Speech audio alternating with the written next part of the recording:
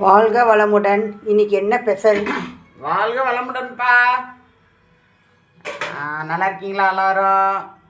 நல்லா இருந்தால் அம்மாச்சிக்கு ரொம்ப சந்தோஷம். சரியா, வாங்க எல்லோரும் வீடியோக்குள்ளே போகலாமா? சாதம்,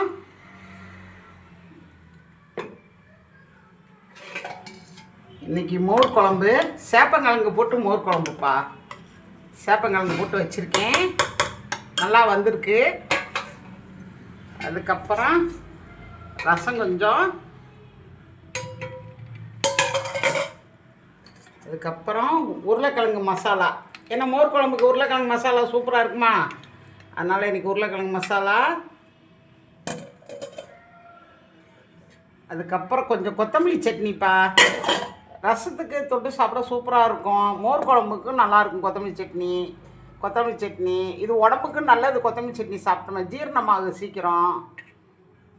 அதுக்கப்புறம் பாவக்காய் பொரியல். இது வாரத்துக்கு ஒரு நாள் கண்டிப்பாக நம்ம சாப்பாட்டில் சேர்த்தே ஆகணும். நிறைய பேர் பாவக்காய்னா பயப்படுறாங்க. பயப்படாதீங்க, பாவக்காய் சாப்பிட்டா ரொம்ப வயிற்றுக்கு பூச்சியெல்லாம் செத்து போயிடும், அது தெரிய மாட்டேங்குது. சரியா? பிடிச்சிருக்காப்பா? பிடிச்சிருந்தா லைக் கொடுங்க, ஷேர் பண்ணுங்கள், சப்ஸ்கிரைப் பண்ணுங்கள். அம்மாச்சிக்கு நிறைய ஆதரவு கொடுங்க. உங்களுடைய ஆதரவு அம்மாச்சிக்கு நிறையா கிடைக்கணும். எனக்கு கிடைச்சா ரொம்ப சந்தோஷப்படுவேன். சரியா? அப்புறம் நான் அதுக்கப்புறம் ஒரு தகவல் சொல்கிறேன், ஒரு தகவல் இல்லை, ஒரு டிப்ஸு சொல்கிறேன். டிப்ஸ் என்னென்னா, இப்போ பச்சை மிளகா இருக்குல்லப்பா, பச்சை மிளகா காம்பை கிள்ளிட்டு வைங்க உள்ள, ரொம்ப நாளைக்கு கெடாது பச்சை மிளகா. அதே மாதிரி தக்காளி இருக்குல்ல, தக்காளியை கொஞ்சம் நிறைய தக்காளி வாங்கிட்டு வந்துட்டா கவலைப்படாதீங்க. கொஞ்சம் குண்டால் கொஞ்சம் உப்பு போட்டு தண்ணியில் போட்டு நல்லா கலக்கிட்டு, இந்த தக்காளி எல்லாத்தையும் அதில் போட்டு நல்லா கழுவிட்டு அப்படியே எடுத்து தண்ணி இல்லாமல் எடுத்து ஒரு கவரில் போட்டு உள்ளே வச்சுருங்க. ஒரு வாரம் ஆனாலும் தக்காளி கெடாது. சரியா? அந்த மாதிரி வைங்க.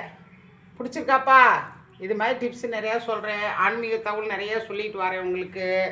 சரியா? எல்லோரும் நல்லா இருக்கணும், எல்லா மக்களும் நல்லா இருக்கணும். அம்மாச்சி உங்களுக்காக கடவுள்கிட்ட வேண்டிக்கிறேன், இந்த பொழுது நல்ல பொழுதாக விடியணும். எத்தனையோ கோயிலுக்கு போகிறீங்க, எத்தனையோ சாமி கும்பிட்றீங்க, தாய் தப்பனை நல்லா பார்த்துக்குங்க எல்லோரும். ஏன்னா தாய் தப்பனை மிஞ்சி எந்த சாமி இல்லை. தன்னுடைய தாய் பிள்ளைகளை வாழ்த்து தான் நம்ம நல்லா இருப்போம். நீங்கள் தாய் தப்பனை விட்டுட்டு எத்தனை கோயிலுக்கு போனாலும் நல்லது நடக்காது. தாய் தப்பனை வேண்டிக்கிங்க, வேண்டி தாய் தப்பனை பார்த்து இன்னவே நல்லது நடக்கும் நிறையா. அதுதான் அம்மாச்சி சொல்கிற தகவல். ஏன்னா நேற்று ஒரு அம்மா ஜோதிடம் பார்க்க வந்ததில்ல, ஒரே அழுகு. அந்தம்மா 3 பிள்ளை வச்சு 3 பிள்ளையும் பார்க்கலையா, அவங்க என்ன பண்ண முடியும்? அதுக்கு ஆறுதல் சொல்லி அனுப்பிச்சி விட்டேன். அதனால தான் நான் சொல்கிறேன், நான் பொதுப்படியாக சொல்கிறேன். நான் நீங்கள் எத்தனை கோயிலுக்கு போனாலும் சரி, தாய் தப்பனை பார்க்காம கோயிலுக்கு போனீங்கனாலும் நல்லது நடக்காது. தாய் தப்பனை நல்லபடியாக மனசு குளிராமல் பார்த்துங்க. எவ்வளோ கஷ்டம் நஷ்டமா. இதே ஒரு பொண்ணுங்களாக இருந்தால் தாய் தப்பனை எப்படி பார்த்துக்குறாங்க, அவங்க அம்மா அப்பா பார்க்கணும். எங்கள் பையனுக்கு ஏன் விட்றானுங்கன்னே தெரியல. அவங்க அம்மா அப்பா பார்க்கணும் அவங்க ஆசைப்பட்றாங்க, ஆனால் பையனுங்க விட்டுறானுங்களே, அதுதான் மனசு கஷ்டமாக இருக்குது. தயவுசெய்து எல்லோரும் சந்தோஷமாக இருக்கணும், அதுதான் நான் வேண்டுறது. எல்லோரும் சந்தோஷமாக இருங்க. வாழ்க வளமுடன்.